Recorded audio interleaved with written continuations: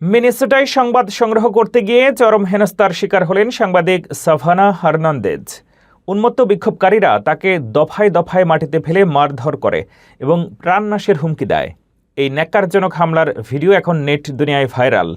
ঠিক কী ঘটেছিল সেদিন এবং কারা ছিল এই হামলার নেপথ্যে, বিস্তারিত ফারজানা আফরোজের রিপোর্টে।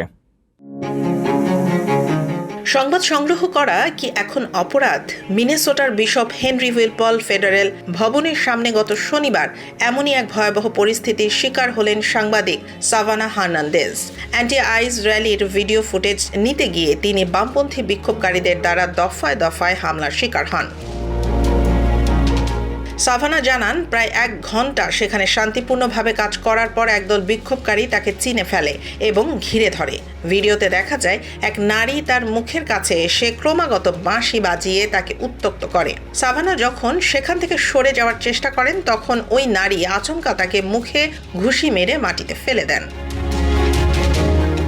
একবার সামলে নিয়ে সাভানা চলে যাওয়ার চেষ্টা করলেও তাকে রেহাই দেওয়া হয়নি। এবার এক বিশাল দেহী ব্যক্তি তেড়ে এসে তাকে সজোরে ধাক্কা দিয়ে ফুটপাতে ফেলে দেন। সেই সাথে চিৎকার করে বলতে থাকেন, আমার মেয়েকে স্পর্শ করার সাহস দেখাবে না।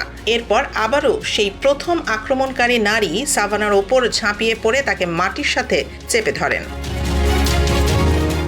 অবশেষে এক পুলিশ কর্মকর্তা তাকে উদ্ধার করে নিরাপদ স্থানে সরিয়ে নেন। হামলায় সাভানার ঘাড়, হাঁটু এবং শরীরের বেশ কিছু ক্ষত সৃষ্টি হয়েছে।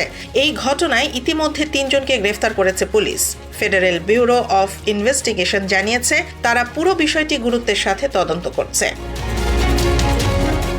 সাভানা হার্নান্দেজ এই অন্যায়ের বিরুদ্ধে লড়াই চালিয়ে যাওয়ার ঘোষণা দিয়েছেন। তিনি বলেন, এটি কেবল আমার ওপর হামলা নয়, বরং মুক্ত সাংবাদিকতার ওপর আঘাত।